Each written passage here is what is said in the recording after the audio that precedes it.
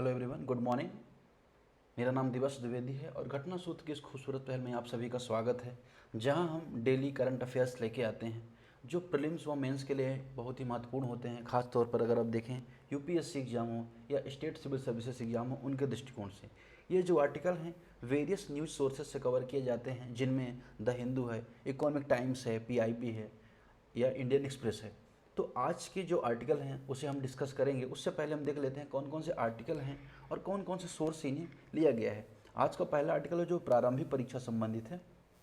वो बेसिकली अगर आप देखें आधार प्रमाणीकरण 2024-25 में 2707 करोड़ के पार कर गया है। तो अगर आप देखें यूआईडीआई का जो आंकड़ा आया है उससे संबंधित ये आर्टिकल है जो बात कर रहा है आधार संबंधित। तो जो आधार संबंधित इन्फॉर्मेशन है यूआईडीआई के बारे में हम जानेंगे। ये देखिए जो प्रारंभिक परीक्षा संबंधी आर्टिकल है उन्हें हम प्रारंभिक परीक्षा के दृष्टिकोण से चर्चा करेंगे, अर्थात उनके फैक्ट्स को जानेंगे, उनसे प्रीलिम्स में किस तरह से क्वेश्चंस बन सकते हैं उस आधार पर यहाँ पे चर्चा करेंगे। लेकिन जो मेंस के आर्टिकल हैं उन्हें मेंस के पॉइंट ऑफ व्यू एनालिसिस करेंगे, उसके इम्पैक्ट्स एनालिसिस करेंगे, इंडिया के initiative, global initiative, challenges, way forward. तो इस दृष्टिकोण से हम क्या करेंगे, मेंस के आर्टिकल को एनालाइज करेंगे। पहला आर्टिकल जो है बेसिकली अगर आप देखें पीआईबी से लिया गया है। इसके अलावा दूसरा आर्टिकल चीन और भारत के लिए अवसर।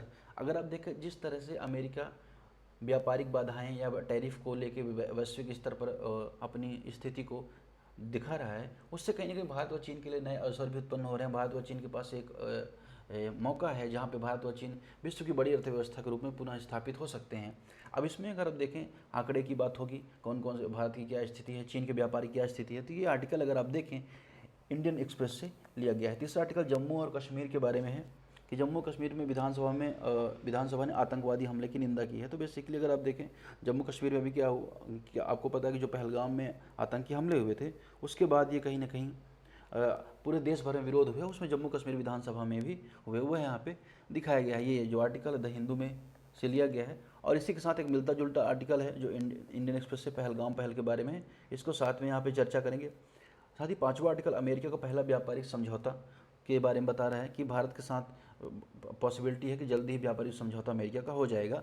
उस संबंधित जो आर्टिकल इकोनॉमिक्स टाइम से लिया गया है।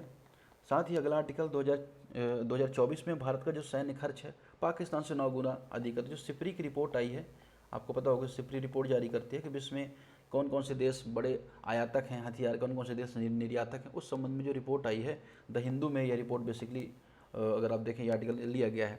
पहलगाम पहल के बाद भारत के दृष्टिकोण के बारे में आर्टिकल है जो द हिंदू से लिया गया है। अब 3 आर्टिकल जो मुख्य परीक्षा संबंधित है, जिनमें पहला जो आर्टिकल है ग्रीन हाउस गैस के उत्सर्जन की तीव्रता के लिए है, वह इंडियन एक्सप्रेस से लिया गया है। इसको हम देखेंगे ग्रीन हाउस गैस भारत के इनिशिएटिव क्या है, ग्लोबली क्या चैलेंजेस है, कार्बन क्रेडिट क्या है, इसके बारे में समझेंगे। साथ ही साथ दूसरा जो आर्टिकल है वो फेक न्यूज़ के बारे में बात कर रहा है, द हिंदू से लिया गया है। किस तरह से फेक न्यूज़ बढ़ती जा रही है, भारत का जो प्रेस है वो किस तरह से फेक न्यूज़ का सामना कर रहा है भारत, और किस तरह से जो आर्टिकल 19 है कहीं ना कहीं फ्रीडम ऑफ प्रेस है जो संवैधानिक अधिकार तो देता है, लेकिन अगर आप देखें लोगों के पास जिस तरह से फेक न्यूज़ आती है वो कहीं ना कहीं गलत दिखाई देती है, तो उसको एनालिसिस करेंगे। इसके अलावा आपको पता है कि उपाध्यक्ष का पद होता है लोकसभा में और उपाध्यक्ष के पद की नियुक्ति अब तक नहीं हो पाई है 17वीं लोकसभा में। अब ये यहाँ पे आर्टिकल एनालिसिस करेगा कि क्या इसका पद का प्रतीकात्मक है, क्या सिर्फ अगर आप देखें वैकल्पिक है, क्या आवश्यक नहीं है। तो इसके बारे में चर्चा करेंगे द हिंदू का जो आर्टिकल है। इसमें साथ ही साथ अध्यक्ष और उपाध्यक्ष के पद में क्या अंतर है, क्या चैलेंजेस हैं, क्या सजेशंस है, वो सब भी देखेंगे। तो बिना किसी देरी के हम स्टार्ट करते हैं और बात करते हैं आज के आर्टिकल की। जो पहला आर्टिकल है बात करेगा आधार प्रमाणीकरण 2024-25 में 2700 को आंकड़ा को पार कर गया है। तो बेसिकली अगर आप देखें न्यूज़ क्यों है कि अगर आप देखेंगे कि आधार कार्ड जो प्रमाणीकरण 2024-25 में एक ऐतिहासिक उच्चतम स्तर पर पहुंच गया, 27 करोड़ के आसपास लेन देन को इसने पार कर लिया है। ठीक है। अब इसके साथ ही अगर आप देखें जो चेहरे का रिकॉग्निशन सिस्टम है, चेहरे के प्रमाणीकरण के उपयोग में यहाँ पे तेजी से वृद्धि हुई दिखाई देती है। आपको पता है कि जो आधार कार्ड संबंधी जो इनिशिएटिव UIDAI के संदर्भ में लिया जा रहा है, अब उसके संदर्भ में लिया जाए तो हमें थोड़ा सा यह भी जानना जरूरी है कि UIDAI क्या है। इसके साथ ही जो फैक्ट्स हैं वह भी हम थोड़ा सा यहाँ पे जान लेते हैं। अब इसके अलावा अगर आप बात करें पहले कि जो आधार कार्ड है ये कहीं ना कहीं अगर आप देखेंगे कि मार्च 2025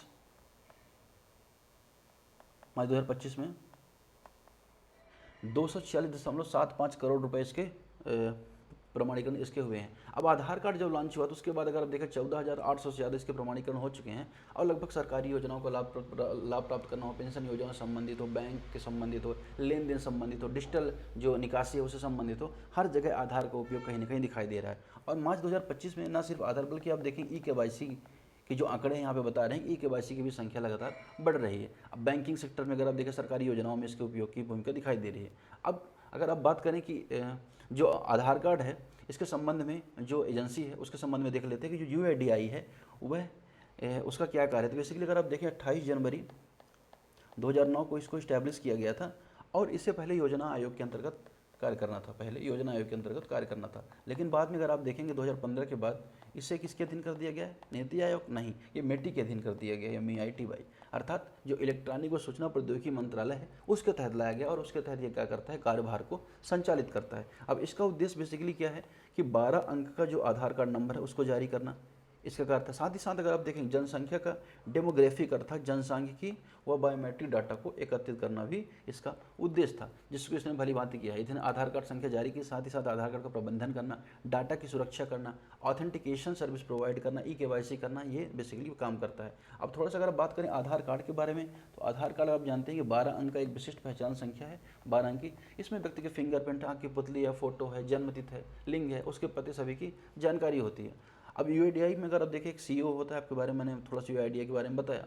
अब आधार कार्ड अगर आप देखें, आधार कार्ड संबंधी कुछ सुप्रीम कोर्ट ने भी गाइडलाइन जारी की थी कि देखिए आधार क्या नागरिकता का प्रमाण नहीं है। तो ये एक स्टेटमेंट था जिसको आपको थोड़ा सा याद रखना है। हालांकि अगर आप देखेंगे आधार कार्ड का जो उपयोग है DBT जैसी पहल में, जैसे डायरेक्ट बेनिफिट ट्रांसफ़र है, सब्सिडी वितरण है, बैंकिंग सेवाएँ हैं, मोबाइल नंबर को वेरीफाई करना हो, सिम लेना हो, इस संबंध में अगर आप देखेंगे आधार कार्ड का उपयोग होता है और यह अधिनियम 2016 के अधीन कार्य करता है। तो ये बेसिकली न्यूज़ आर्टिकल था जो आधार कार्ड संबंधित था, इससे हमने यहाँ पर देखा। ठीक, अगला आर्टिकल किसके बारे में बात करें, चीन और भारत के लिए अवसर के बारे में बात करेगा। बेसिकली अगर आप देखें कि अमेरिका का जो संरक्षणवादी रवैया है, इससे निपटने के लिए भारत, चीन और विकासशील देशों को साथ में मिलकर कार्य करने की जरूरत है। अब ये कैसे, अगर आप देखें तो ये संदर्भ में रहा कि भारत और चीन को साथ में मिलकर काम करने की जरूरत है। अब क्या है, क्यों, क्योंकि आप जानते हैं कि वर्तमान में क्या हो रहा है। देखिए वर्तमान में जो वैश्वीकरण है वो कहीं ना कहीं द्विपक्षीय व क्षेत्रीय रूप में उसका रूपांतरण हो रहा है। द्विपक्षीय क्षेत्रीय मतलब क्या, वैश्वीकरण यह कहता है कि पूरे विश्व में जो बाजारीकरण है वो समरूप होना चाहिए, आपस में जो लेन देन है, आपस में जो खरीद फरोख्त है उसको ओपन किया जाना चाहिए। लेकिन जो अगर आप देखें जिस तरह से टैरिफ बढ़ रही है, जिस तरह से संरक्षणवाद की नीति बढ़ रही है, उस संदर्भ में अगर आप देखेंगे द्विपक्षीय समझौते जहाँ पर दो देश आपस में समझौते कर लेते हैं, साथ ही साथ क्षेत्रीय समझौते कहीं ना कहीं ज़्यादा दिखाई देते हैं। चाहे अगर आप देखें RCEP के बारे में देखें, चाहे इंडियन ओशन इंड्रीम एसोसिएशन का बिम्स्टेक के बारे में देखें, आसियान का भारत समझौता देखें, तो ये कहीं ना कहीं इसकी यहाँ पे प्रगति दिखाई दे रही है। अब समस्या यहाँ पे क्या है, समस्या के बारे में अगर आप जानेंगे कि अमेरिकन लिबरेशन डे जैसे प्रतीक के जरिए शुल्क जो युद्ध चला है, आर्थिक प्रतिबंध को बढ़ावा दिया जा रहा है। अब अमेरिका को ऐसा लग रहा है कि जो शुल्क उसने बढ़ाए हैं वो कहीं ना कहीं अमेरिका के जो व्यापारिक घाटा है उसको प्रतिपोध करने में मदद साबित होंगे। भले ही अगर आप देखें उससे वहाँ पे इन्फ्लेशन बढ़े, भले ही अगर आप देखें उनका जो व्यापार, जो ओवरऑल व्यापार का आंकड़े हैं वो कम हो जाए, लेकिन वो इसे प्रतीक दे के रूप में मना रहे हैं। इससे न केवल चीन बल्कि पूरी विश्व की अर्थव्यवस्था को नुकसान हो रहा है, मंदी जैसी समस्याएं भी देखने को मिल रही हैं। तो ये तो बात होगी, ये तो हो गई समस्या। अब अगर आप बात करें कि विकासशील देशों की भूमिका क्या है, अब आपको पता है विकासशील देश जो हैं उनके आंकड़े अगर आप देखेंगे, विकासशील देशों की जो अर्थव्यवस्था में 60% के आसपास योगदान है, लगभग 80% की जनसंख्या विकासशील देशों की है। अब उसमें चीन, भारत जैसे जो देश हैं मुख्य रूप से शामिल हैं। अब यहाँ पर इनकी भूमिका क्या है कि चीन, भारत और ब्रिक्स जैसे देश हैं वो मुक्त व्यापार समझौते को आगे लेके आएँ, WTO को मजबूत करें, जो अपीली अथॉरिटी है उसको यहाँ पर सशक्त करने की आवश्यकता है। साथ ही साथ वैश्वीकरण को बढ़ावा देने की आवश्यकता है, जिससे जो ये गैप है और इसको फुलफिल किया जा सके और जो एक ध्रुवीय विश्व है उसको बहुध्रुवीय बनाया जा सके, ये यहाँ पे आंकड़ा कह रहा है। इसके अलावा ये आंकड़ा मुख्य विशेषताओं में कुछ डाटा भी देता है। जैसे अगर आप देखेंगे अमेरिका का जो वैश्विक GDP का हिस्सा है वो 25% के आसपास कम हो गया है। इसके अलावा बात करेंगे भारत और जो चाइना है उसका संयुक्त GDP, अगर आप देखें भारत चीन संयुक्त GDP 18% से अधिक है। ठीक है, अभी साथ ही साथ यह आंकड़ा देता है कि विश्व में अगर देखें 80% जनसंख्या विकासशील देशों की है, लेकिन विकसित अगर आप देखें GDP में उनका योगदान 60% के आसपास है। ठीक, तो ये यहाँ पे बात कर रहा है। अमेरिकी कार्रवाई के उदाहरण की भी कुछ जहाँ पे चर्चा होती है, जैसे चीनी निर्यातों पर शुल्क लगाना, WTO की जो अपीलीट अथॉरिटी है, अपीलीट प्राधिकरण, उसको बाधित करना। WTO के बारे में बात करें तो WTO को सबसे पहले अगर आप देखेंगे गेट के रूप में 1948 में इस्टेब्लिश किया गया था, 1948 में इस्टेब्लिश किया गया था। अब बाद में मराकस समझौता हुआ था और 1995 में उसका नाम क्या कर दिया गया था, WTO कर दिया गया था, वर्ल्ड ट्रेड ऑर्गेनाइजेशन कर दिया गया था, जिसका मुख्यालय कहाँ है, जेनेवा में है। साथ ही साथ अगर आप देखें WTO के बारे में कि दोहा वार्ता और उरुग्वे राउंड काफ़ी चर्चा में रहे हैं, उरुग्वे राउंड। अब ये क्या है, ये अगर आप देखें जो ट्राइब्स है या जो मान के चलिए आपका जो उससे संबंधित रुक भी राउंड। दोहा राउंड जो कृषि संबंधी जो विकसित विकासशील देश जो सब्सिडी देते हैं उस संबंधित वार्ता अभी भी चल रही है। ये तो यहाँ पे बात कर रहा है जहाँ पे WTO जैसी संस्थाओं को साथ में काम करने की जरूरत है। सिर्फ WTO नहीं, अगर आप देखें संघाई कॉर्पोरेशन ऑर्गेनाइजेशन है, ब्रिक्स है जिसमें Brazil, India, Russia, China, south Africa आते हैं, तो इनको G20 जैसे मंचों को बढ़ावा देने की आवश्यकता है।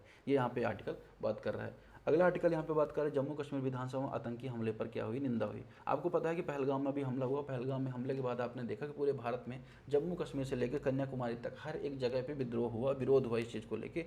चाहे वो मुस्लिम संगठन द्वारा विरोध किया गया, आतंकवाद के खिलाफ नारे लगाए गए, हिंदू संगठन द्वारा किए गए। तो हाल में जम्मू कश्मीर के जो CM है उमर अब्दुल्ला, उन्होंने विधानसभा में इस हमले की कड़ी निंदा की और कहीं ना कहीं जिम्मेदारी लेते हुए माफ़ी मांगी और 2 मिनट का मौन रखा। तो इस संबंध में यहाँ पे आर्टिकल है कि जो आर्टिकल है बात कर रहा है कि संयुक्त राजनीतिक प्रक्रिया को अपनाने की बात कर रहा है। तो घटना के बारे में यहाँ पे बात हो रही है कि किस तरह से ये घटना हुई है। ये जो आर्टिकल आपको मैंने बताया, ऑलरेडी मैंने चर्चा की है कि ये आर्टिकल कवर किया था हिंदू में। तो यहाँ पर इस घटना के बारे में चर्चा की गई, सार्वजनिक निंदा की गई। धार्मिक स्थलों में भी आप देखेंगे, चाहे श्रीनगर हो, चाहे बहुत सारे भारतीय जो शहर हैं उनमें कहीं ना कहीं शोक मनाया गया और श्रद्धांजलि जो लोगों को दी गई। इस संबंध में आर्टिकल बात कर रहा है। अब अगर आप देखें ऐतिहासिक पृष्ठभूमि के बारे में भी ये आर्टिकल यहाँ पे थोड़ा सा दिखाता है कि अगर आप बात करें कि चाहे 2001 हो जहाँ पे संसद में हमला हुआ था, कालचुक हमला 2002 के आसपास हुआ, कालचुक हमला 2002 के आसपास, फिर 2008 में मुंबई अटैक होता है।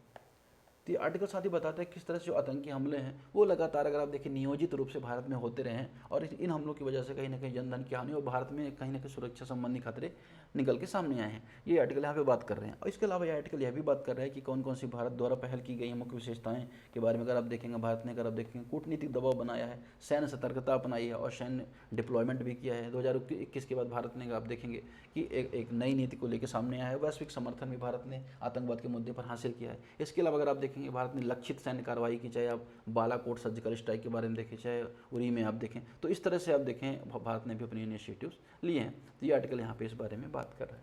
वहीं अगला आर्टिकल पहलगाम पहल के बारे में है। ये आप देखें इंडियन एक्सप्रेस का आर्टिकल है। अब इसके बारे में अगर आप देखेंगे तो वही जम्मू कश्मीर संबंधी आर्टिकल है कि जो पहलगाम है उसमें किस तरह से अगर आप देखें जब से हमला हुआ तो जो सिचुएशन है कहीं ना कहीं असामान्य रूप से बनी हुई है। सैन्य डिप्लॉयमेंट बन चुका है, खोजी मिशन लगातार चल रहे हैं। इससे कहीं ना कहीं अगर आप देखेंगे ना सिर्फ पहलगाम बल्कि जो जम्मू कश्मीर का जो टूरिज्म सेक्टर है वो नकारात्मक रूप से प्रभावित हो रहा है। लगभग अगर आप देखेंगे 90% से ज़्यादा जो टूरिस्ट हैं उन्होंने यात्रा को कैंसिल कर दिया है और जो वहाँ गए हुए हैं वो जल्दी से जल्दी वापस आने की राह पर हैं। तो इस तरह से अगर आप देखेंगे एक घटना से किस तरह पूरा माहौल बिगड़ चुका है और किस तरह से चीज़ें निकल के सामने आ रही हैं। तो ये यहाँ पे आर्टिकल पहलगाम वाला इससे संबंधित है। तो यहाँ पे हमने इसको देख लिया। अब अगर बात करें अगला आर्टिकल, भारत का पहला व्यापारिक समझौता भारत से होने वाला है। देखिए बेसिकली क्या हो रहा है कि अमेरिका के जो वित्त मंत्री हैं, अगर आप देखें वित्त मंत्री स्कॉट बेसेंट अमेरिका के वित्त मंत्री हैं, फिनेंस मिनिस्टर हैं, ठीक। उन्होंने कहा कि जो राष्ट्रपति डोनाल्ड ट्रंप हैं उनके नेतृत्व में अगर आप देखिए प्रारंभिक व्यापार समझौता भारत से हो सकता है। अब उसका बेसिकली पर्पज़ क्या है अगर आप देखें उद्देश्य के बारे में, उसका उद्देश्य ये है कि जो अमेरिका का व्यापारिक घाटा है उसको कम किया जाए। आपको पता है कि अमेरिका ने क्या किया, हाल में टैरिफ बढ़ाए थे। भारत में भी लगभग 26% के आसपास भारत जो व्यापार है उस पर टैरिफ बढ़ाए थे। तो अमेरिका ये समझौता करना चाहता है जिससे जो टैरिफ है और जो व्यापार घाटा को रेशनलाइज किया जा सके, दोनों देशों के बीच समझौता करके इस चीज़ को बढ़ाया जा सके, ना कि एक पक्षीय रूप से। अब घोषणा के बारे में अगर आप देखेंगे जो स्टॉक बेसेंट ने फॉक्स न्यूज़ और ब्लूमबर्ग के साक्षात्कार में इस समझौते की पुष्टि की है। साथ ही उन्होंने यह भी बताया कि जो 15 से 18 देश हैं वो कहीं ना कहीं अगर आप देखेंगे जो अमेरिका के साथ द्विपक्षीय वार्ताओं में भाग लेंगे। तो ये आर्टिकल यहाँ पे ये बात कर रहा है। इसके अलावा यह भी बात कर रहा है कि जो अमेरिका के सबसे बड़े व्यापारी भागीदार है उसमें चाहे आप देखें भारत है, जापान है ना, दक्षिण कोरिया है, इसके अलावा आप देखेंगे यूरोपीय संघ है, यूके है। ये जो अमेरिका के सबसे बड़े व्यापारी भागीदार है, लेकिन भारत संभावित रूप से पहला देश हो सकता है जिसके साथ अगर आप देखेंगे अमेरिका यहाँ पे ये वाला समझौता करने वाला है। अगर आप देखें व्यापार समझौते की जो प्रकृति है वो कैसी हो सकती है। अब देखिए प्रौद्योगिकी हस्तांतरण को लेकर यहाँ पे मुद्दा होगा कि जो टेक्नोलॉजी ट्रांसफ़र किया जाए और उसको किस तरह से ट्रांसफ़र किया जाएगा। आपको पता है कि अमेरिका निर्यात तो करता है वस्तु एवं सेवाओं का, लेकिन जो टेक्नोलॉजी है उसको ट्रांसफ़र नहीं करता। उसके अलावा आप देखें जो कृषि निर्यात संबंधी चर्चाएं हैं उसको मुद्दा यहाँ पे बनेंगे। साथ ही साथ जो दवाएं हैं, औषधि पहुँच है उस संबंध में यहाँ पर चर्चा होगी। इसके अलावा जो ऊर्जा सहयोग है उस क्षेत्र में भी बात होगी। तो बेसिकली 4 जो डायमेंशन इनको लेकर यहाँ पे चर्चा होनी है। और समय सीमा अगर आप देखें कि मई 2025 के आसपास अगर देखें ये जो वार्ता होने की संभावना है, ऐसा अमेरिकी वित्त मंत्री का मानना है। साथ ही साथ यह जो आर्टिकल यह बता रहा है कि अमेरिका ने 25% के आसपास आयात शुल्क लगाए थे और जो व्यापारिक घाटा है उसको कम करने का प्रयास किया था। फिर आप देखेंगे भारत ने अमेरिका में जो आयात सामान है उसमें शुल्क में कटौती की है। जैसे अगर आप देखेंगे बादाम है, सेब जो भारत आयात करता है यूएस से, उसमें भारत ने शुल्क में कटौती की है। अमेरिकी कंपनियों की भारत के क्षेत्र में बढ़ती रुचि भी दिखाई देती है। इस आर्टिकल में सेमीकंडक्टर निर्माण और नवीकरणीय ऊर्जा और रक्षा उत्पादन, ये बेसिकली आर्टिकल जो फिल्म्स को लेकर इंपॉर्टेंट है, कौन कौन समझौते हैं, क्या चीज़ें हैं, किस तरह से व्यापारिक जो भागीदारी दिखाई देती है, इस बारे में यहाँ पे बात करता है। ठीक, अब कुछ और चीज़ें देखें, अगर अब देखें अमेरिका अगर अब देखें तो भारत का सबसे बड़ा व्यापारिक भागीदार है अगर आप बात करें निर्यात के परिप्रेक्ष्य में। ठीक, आप देखें भारत, लेकिन भारत अगर आप देखें भारत अमेरिका का 9th सबसे बड़ा व्यापारिक भागीदार है। और अगर देखें दो पक्षी जो व्यापार है लगभग 200 बिलियन डॉलर के आसपास 2023-24 में पहुंच चुका है। अब अगर आप बात करें भारत कौन कौन सी मदद निर्यात करता है, ठीक है, तो यहाँ पे थोड़ा सा हम इसे इरेज कर देते हैं। तो यहाँ पे बात करें कौन कौन सी मदद भारत निर्यात करता है, तो उस पर संबंध में आ पाएंगे जो इंजीनियरिंग उत्पाद है ना, इसके अलावा रत्नाभूषण है, इसके अलावा औषधि दवाएँ हैं, है ना, इसके अलावा कपड़े हैं, ये सब भारत क्या करता है, निर्यात करता है। और आयात क्या करता है, आप देखेंगे आयात करता है क्रूड ऑयल, अगर आप देखेंगे क्रूड ऑयल आयात करता है। इसके अलावा डिफेंस इक्विपमेंट आयात करता है भारत, है ना, इलेक्ट्रॉनिक और सेमीकंडक्टर आयात करता है, विमान स्पेयर, ये सारी चीज़ें आयात करता है। साथ ही साथ भारत सेवा क्षेत्र में सहयोग करता है, आईटी सॉफ्टवेयर में भी भारत अमेरिका के साथ व्यापार है। अमेरिका भारत में दूसरा सबसे बड़ा निवेशक भी है। तो आप देखें एफडीआई के मामले में, फॉरेन डायरेक्ट इन्वेस्टमेंट के मामले में सेकंड सबसे बड़ा इन्वेस्टर है भारत का, कौन, अमेरिका। तो इस संबंध में आर्टिकल बात करता है। और अगर आप देखें सबसे बड़ा इन्वेस्टमेंट है आईटी कंपनियों में आता है। इसके साथ ये व्यापार समझौता ट्रेड पॉलिसी फोरम द्वितीय जो वार्ता मंच भी माना जाएगा। अगर देखिए इससे पहले generalise system of preference America ने 2019 में भारत की जीएसपी सुविधा को समाप्त कर दिया था। तो जीएसपी सुविधा पहले मिली हुई थी लेकिन अब वर्तमान में समाप्त हो चुकी है। ठीक, अब दोनों देशों में मुक्त व्यापार समझौते से व्यापक समझौते की संभावनाएं भी तलाश रहे हैं। ये तो यहाँ पे बात हो गई। इसके अलावा अगर आप देखें भारत का जो मेक इन इंडिया है और अमेरिका की China+1 की रणनीति के तहत व्यापार सहयोग को बढ़ा रहा है। ये आर्टिकल यहाँ पे इस बारे में बात कर रहा है। ओके, अगला आर्टिकल यहाँ पे बात करेगा भारत में सैन्य खर्च पाकिस्तान से 9 गुना अधिक है, इसके बारे में यहाँ पे बात करेगा। संदर्भ में यहाँ पे बात हो रही है कि भारत का जो सैन्य खर्च है 86.1 बिलियन डॉलर के आसपास पहुंच गया, लगभग 2% के आसपास इसमें वृद्धि हुई है। और विश्व में अगर आप देखें रक्षा बजट के मामले में 5th भारत का रैंक है। पाकिस्तान का वहीं अगर आप देखें विश्व में 35वां रैंक है, 35वां रैंक है पाकिस्तान के। यहाँ पे तुलनात्मक रूप से आंकड़े प्रस्तुत किए गए हैं और उसका जो खर्च है वो केवल 10 बिलियन डॉलर का है। अब कहीं ना कहीं अगर आप देखें जो भारत का खर्च है पाकिस्तान खर्च है 9 गुना अधिक है। अब अगर आप देखें वैश्विक खर्च के बारे में देखें, या जो आर्टिकल यहाँ पे कवर किया गया पीआईबी का, तो वैश्विक संदर्भ में अगर आप देखें तो वैश्विक जो खर्च है कहीं ना कहीं 2.44 ट्रिलियन डॉलर का जो खर्च अगर आप देखें रक्षा संबंधी आयात निर्यात इस संबंध में होता है, जिनमें से अगर आप देखेंगे सबसे बड़े जो खर्च करते हैं उसमें अमेरिका आता है, उसके बाद आप देखेंगे चाइना आता है, उसके बाद आप देखेंगे रूस आता है सबसे बड़ा खर्च जो खर्चा करने वाला देश है रक्षा क्षेत्र में, जब उसके बाद भारत आता है। तो भारत के यहाँ पे 5वां स्थान बता रहा है। अब ये जो देश है विश्व का अगर आप देखेंगे 60% के आसपास रक्षा संबंधी जो खर्चा यहाँ पे करते हैं।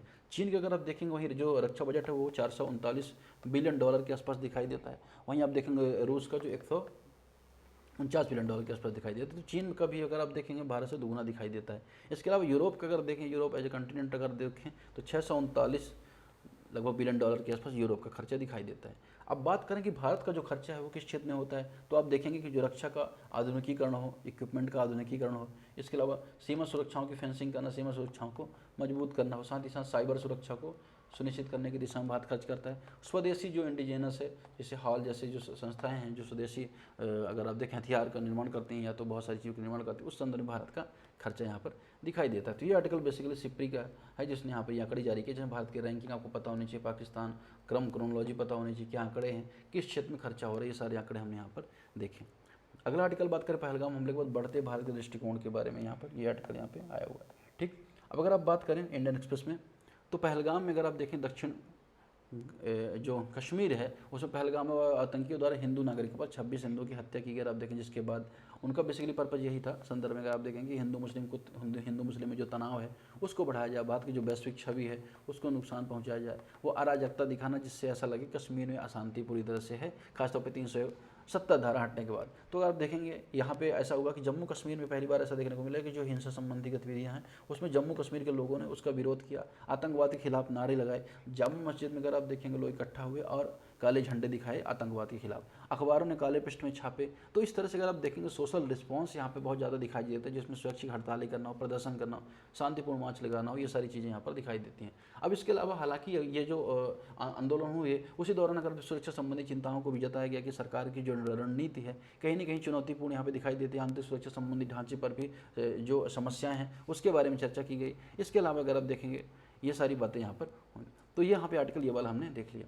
अगला आर्टिकल जो मेन संबंधी इंपॉर्टेंट है अगर आप देखेंगे जीएचजी के बारे में। अब इसमें हम देखेंगे क्या इसका अगर आप देखें संदर्भ रहा है तो आप देखेंगे कि पेरिस समझौते के तहत आप देखेंगे जो जलवायु प्रतिबद्धता को पूरा करने के लिए भारत सरकार क्या कर रही है, जीएचजी जो रूल है 2025 का मसौदा तैयार कर रही है। ठीक, अब अगर आप देखें इसका महत्व क्या है, इसका महत्व यह है कि जो जलवायु से अगर आप देखें जलवायु लक्ष्यों का समर्थन करना, जो जलवायु को लक्षित करने का टारगेट लिया है भारत ने, जैसे 2070 में आप देखेंगे भारत ने नेट जीरो का टारगेट लिया है। इसके अलावा अगर आप देखें 2030 में भारत ने 500 बिलियन टन अगर आप देखें जो रिन्यूएबल एनर्जी है उसको अगर उत्पादित करने का टारगेट लिया है। साथ ही साथ अगर आप देखें हरित परिवर्तन का जो भारत ने टारगेट लिया है, जिसमें भारत ने पर्यावरण को लगाने संबंधी चीज़ें ली हैं। साथ ही साथ कार्बन मार्केट की नींव को मजबूत करने के संबंध में बात करता है। कार्बन मार्केट बेसिकली ये होता है कार्बन क्रेडिट के बारे में अगर आप देखें कि जैसे कि जितनी मात्रा में कार्बन को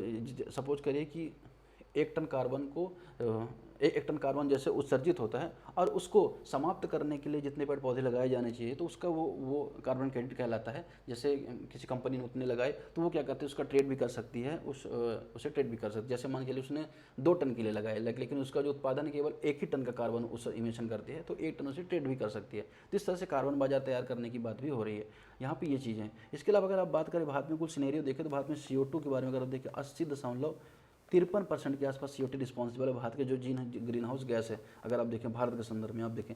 साथ ही साथ अगर आप देखें जो मीथेन है उसका लगभग 13.32% है। वही जो देखें नाइट्रस ऑक्साइड इसके अलावा 5.13% है और अदर गैसेज 1.2% के आसपास दिखाई देते हैं। अब इनमें अगर आप देखें जो बेसिकली एल्यूमिनियम सेक्टर है, स्टील है, सीमेंट है, उर्वरक हैं, वस्त्र, कागज, पल्प उद्योग है, वहाँ पर ये सारी चीज़ें दिखाई देती हैं। भारत का सरकार का पर्पज ये है कि कार्बन क्रेडिट को बनाया जाए, वो जो लोग ज़्यादा इमिशन कर रहे हैं वो कार्बन क्रेडिट खरीदें और कार्बन क्रेडिट का मार्केट एक तरह से देखने को मिले।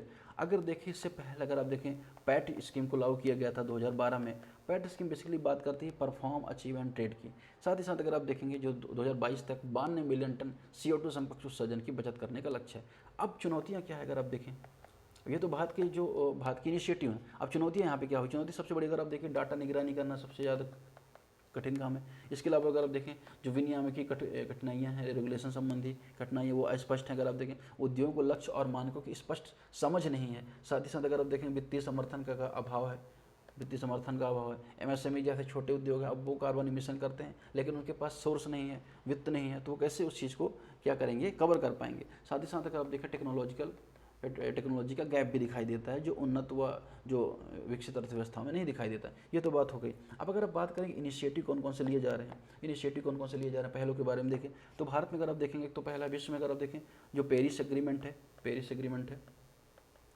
समझौता है, समझौता 2015 में लिया गया, जिसमें आप देखें जो NDC टारगेट लिए गए। NDC target national determined contribution के माध्यम से उत्सर्जन में कटौती करने के लिए लक्ष्य लिए गए। साथ ही साथ अगर आप देखें EU इमिशन ट्रेडिंग सिस्टम भी है यूरोपीय यूनियन में। भारत ने अपडेटेड NDC को अपडेट किया, NDC को किया है ना। और भारत ने बात की कि 2030 तक अगर आप देखें 2030 तक जो GDP की प्रति इकाई उसमें 45% जो कार्बन कटौती को भारत ने यहाँ पे टारगेट किया। साथ ही साथ जो कार्बन क्रेडिट ट्रेडिंग स्कीम है उसको भारत ने इंट्रोड्यूस किया 2023 में, जिससे अगर आप देखें कार्बन क्रेडिट सिस्टम को व्यापार को बेहतर बनाया जा सके।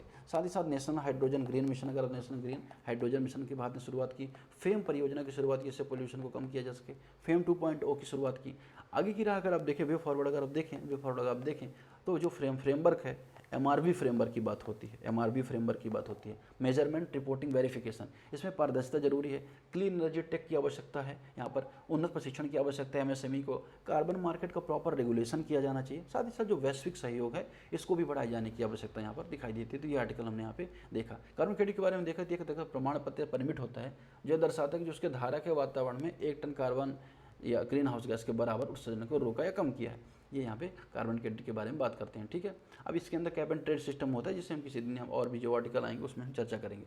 अगला आर्टिकल बात कर रहा है भारत में अगर आप देखें जो फेक न्यूज़ है उसके बारे में आप देखेंगे। अब देखो आपको पता है कि वर्तमान में सोशल मीडिया का युग है और सोशल मीडिया के युग में किस तरह से फेक न्यूज़ें बाहर आती हैं कि यहाँ पर चाहे अगर आप देखें हिंदू मुस्लिम की दंगा धड़काने के लिए हो, दिल्ली में आपने दंगा देखा होगा, इसके अलावा अपना हैदराबाद में और विभिन्न जगह जो सिचुएशन कभी कभी खराब हुई हैं उसके बारे में देखा होगा। तो ये आर्टिकल फेक न्यूज़ के बारे में बात कर रहा है कि वर्तमान में मीडिया और प्रेस स्वतंत्रता का मुद्दा वैश्विक स्तर पर महत्वपूर्ण बना है। और सिर्फ ऐसा है भारत में ही नहीं, बहुत सारे देशों में देखा जा रहा है, ये आपको यहाँ पे देखने को मिलेगा। क्योंकि आप देखेंगे कि फेक न्यूज़ से कंसर्न अगर आप देखें 65% भारतीयों ने माना कि फेक न्यूज़ से बड़ी समस्या भारत में दिखाई देती है। अब ये वैश्विक कंसर्न में अगर आप देखें 78% के आसपास बांग्लादेश में जिस तरह से दंगे हुए उसमें फेक न्यूज़ रिस्पॉन्सिबल है। दक्षिण कोरिया में अगर आप देखें वहाँ भी लगभग 80% के आसपास फेक न्यूज़ की वजह से चिंता है। चिली, थाईलैंड, तो खासतौर पर सेकंड वर्ल्ड कंट्रीज़ हैं अगर आप देखें उनमें ये समस्या ज़्यादा देखने को मिल रही है। इसके अलावा ये आंकड़े ऐसे ही नहीं, अगर आप देखें जो रिपोर्ट है वर्ल्ड फ्रीडम प्रेस इंडेक्स उसके माध्यम से ही पता चलता है आपको। आप साथ ही साथ अगर आप देखेंगे उसमें 2024 में अगर आप देखें 2024 में भारत का जो प्रेस स्वतंत्रता सूचकांक उसमें 159 रैंक यहाँ पर दिखाई देते हैं। तो ये बताता है कि भारत की जो प्रेस है उसकी सिचुएशन कितनी ज़्यादा खराब है। अब अगर आप बात करें कि इसका महत्व क्या है, प्रेस का महत्व क्या है, तो उसमें आप पाएंगे जो प्रेस का महत्व है, एक तो आपको पता होना चाहिए कि लोकतांत्रिक जो स्वास्थ्य है उसको बेहतर बनाने रखने में इसका महत्व। आपको पता है कि जो प्रेस है वो चौथा पिलर के रूप में भारत के लोकतंत्र में है और चौथे पिलर को मजबूत करना आवश्यक है कहीं ना कहीं, जो सरकार की जवाबदेहिता पारदर्शिता को सुनिश्चित करता है। इसके अलावा शक्तियों का संतुलन करता है। प्रेस अगर देखें सरकार की शक्तियों के बारे में चेक करता है, उनके कार्यों की निगरानी करता है, शक्ति कार्य की निगरानी करती है, जो प्रेस की इंपॉर्टेंट यहाँ पे हो जाती है। साथ ही साथ जवाबदेहिता को सुनिश्चित करता है, सरकार की जवाबदेहिता सुनिश्चित करता है, सरकार से प्रश्न करता है। बहुत सारी प्रेस कॉन्फ्रेंस आप देखी होगी आपने जो नेताओं को करनी पड़ती है जहाँ पे सवाल जवाब होते हैं। और इसके अलावा प्रेस इतना ही नहीं, फंडामेंटल राइट को भी सुनिश्चित करता है, अवेयरनेस फैलाता है, लोगों को सूचनाओं की जानकारी देता है। साथ ही साथ अगर आप देखेंगे जो नवाचार संबंधी बातें हैं या विभिन्न जो क्षेत्र हैं देश के जो एक दूसरे से भले ही ना जुड़े हों लेकिन उसको प्रेस के माध्यम से क्या किया जाता है, जोड़ा जाता है। ये तो यहाँ पे बात होगी। करंट सिनेरियो यहाँ पे बात कर रहा है कि 159 भारत की रैंक के साथ साथ 65% लोग भारत में मानते हैं कि प्रेस कहीं ना कहीं अगर आप देखें समस्या के रूप में अगर आप देखें ग्रस्त है, फेक न्यूज़ की समस्या बहुत ज़्यादा दिखाई दे रही है। अब उसमें सबसे बड़ी समस्या एक तो क्या है, चुनौती अगर आप देखें तो सबसे बड़ी चुनौती है फेक न्यूज़ का स्प्रेड होना, फैलना। इसके अलावा अगर आप देखें जो गवर्नमेंट सेंसरशिप का प्रयास करती है वो सबसे बड़ी समस्या दिखाई देती है। साथ ही साथ अगर आप देखेंगे सीमित जो मैकेनिज्म है फेक न्यूज़ कंट्रोल करने के लिए वह यहाँ पे दिखाई देते हैं। अब क्या भारत ने प्रयास नहीं किए हैं अगर आप देखें, या ग्लोबली क्या क्या क्या प्रयास हो रहे हैं, तो ग्लोबली अगर आप देखेंगे प्रेस फ्रीडम रैंकिंग जारी की जाती है जिसमें अगर आप देखेंगे स्वीडन, ग्रीस या कनाडा को सबसे टॉप पे रखा जाता है। फिर अगर आप देखेंगे वैश्विक स्तर पर बांग्लादेश, दक्षिण कोरिया के जो स्थिति है उस पर भी चिंता की गई है। भारत के बारे में आपने देखा 159 रैंकिंग भारत में दिखाई देती है। अब क्या किया जाना चाहिए इसके संदर्भ में, ये बहुत इंपॉर्टेंट हो जाता है। सबसे बड़ी बात है कि यहाँ पे लीगल फ्रेमवर्क आवश्यकता है। फेक न्यूज़ प्रभावी कानूनी ढांचा विकसित करना चाहिए, लीगल फ्रेमवर्क की आवश्यकता है। साथ ही साथ अगर आप देखेंगे मीडिया को जो सेंसनाइजेशन है न्यूज़ का संवेदीकरण उसको नहीं करना चाहिए। साथ ही साथ अगर आप देखेंगे सोशल मीडिया को जो फेक न्यूज़ फैलती है उसको फैक्ट को चेक करना है, जैसे इनिशिएटिव अपनाने चाहिए, जैसे लल्लन टॉप जैसे चैनल जो फैक्ट को क्या करते हैं, चेक करते हैं और उनको वेरीफाई करते हैं कि गलत न्यूज़ सही न्यूज़ है। ऐसे इनिशिएटिव को अपनाना चाहिए। इंडिपेंडेंट रेगुलेटरी बॉडीज़ होनी चाहिए, ऐसा नहीं हो कि सरकार के अधीन काम करे, जिससे फ्रीडम में प्रेस की जो स्वतंत्रता है उसको कहीं ना कहीं सुनिश्चित किया जा सके। और ऐसा क्यों, क्योंकि आर्टिकल 19(1)(a) बात करता है freedom of press and expression, freedom of press की, और उसके तहत अगर आप देखेंगे प्रेस की स्वतंत्रता बहुत ही महत्वपूर्ण हो जाती है, क्योंकि सूचना को प्रसार हो, सरकारी जिम्मेदारी हो, सामाजिक न्याय सुनिश्चित करने की दिशा में कार्य करती है। अब अगला आर्टिकल बात करेंगे उपाध्यक्ष के प्रतीकों के बारे में। अब उपाध्यक्ष के पद के बारे में यहाँ पे बात की गई है। आपको पता है कि 17वीं लोकसभा में जो उपाध्यक्ष के पद है उसको यहाँ पे अभी तक नहीं भरा गया है, और अनुच्छेद 93 के तहत ये प्रावधान है कि लोकसभा के चयन के बाद तुरंत उपाध्यक्ष का जो पद है उसका चुनाव करवाया जाना चाहिए, संवैधानिक आवश्यकता है। लेकिन इसके पद का चुनाव अभी तक नहीं हुआ है। लेकिन जब संविधान जितनी जल्दी हो सके ऐसी बात करता है तो इसे क्यों नहीं किया गया, इस संबंध में यहाँ पर चर्चा देखने को उठी है।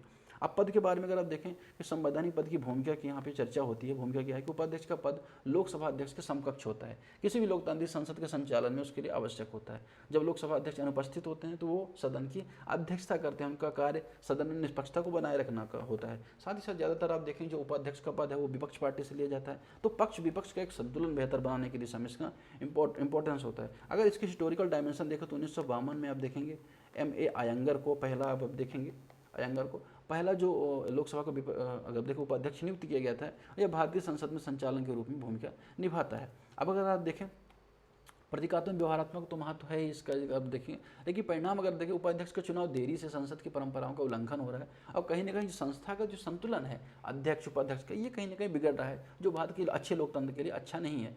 इसके अलावा अगर देखिए सुझाव दिया जा रहा है कि जैसे कि इसमें ऐसी बाध्यता होनी चाहिए कि 60 दिनों के अंदर क्या किया जाए, इसकी नियुक्ति की जाए। इस संदर्भ में यहाँ पे बात हो रही है। अब अगर आप देखें कि लोकसभा का जो उपाध्यक्ष का पद है वो बहुत ही आवश्यकता यहाँ पे दिखाई दे रहा है। इसके अलावा अगर आप देखें लोकसभा का जो अध्यक्ष है और उपाध्यक्ष का जो पद है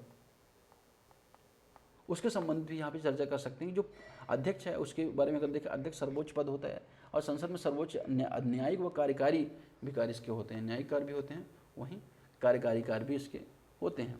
लोकसभा कार्रवाई की निगरानी करना हो, उसका संचालन करना हो, यह कार्य करता है। वहीं अगर आप देखें जो उपाध्यक्ष होता है अध्यक्ष का सहायक होता है, तथा उपाध्यक्ष सदन की अध्यक्षता करते हैं जब अध्यक्ष अनुपस्थित होता है। ठीक है, अनुपस्थित में क्या करते हैं, अध्यक्षता करते हैं।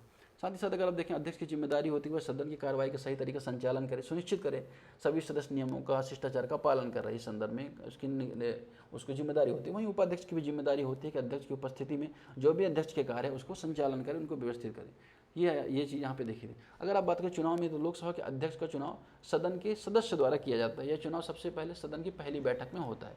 लेकिन अगर आप देखें जो उपाध्यक्ष का चुनाव भी लोकसभा के सदस्यों द्वारा किया जाता है, और ये चुनाव लोकसभा के चुनाव के बाद इसे किया जाना चाहिए। तो ये यहाँ पे बात हो रही है। अब अगर आप ओवरऑल अगर देखें तो कहीं ना कहीं जो लोकसभा का अध्यक्ष का पद है, लोकसभा के उपाध्यक्ष का पद है, दोनों ही संविधान के लिए आवश्यक है। क्योंकि अगर आप देखें संविधान में या लोकतंत्र में शक्तियों का संतुलन होना आवश्यक है, और शक्तियों का संतुलन ही बेहतर लोकतंत्र की भूमिका का निर्वहन करने के लिए दिखाता है। तो आज के आर्टिकल में फिलहाल इतना ही है। ठीक, अगले दिन हम मिलते हैं, तब तक के लिए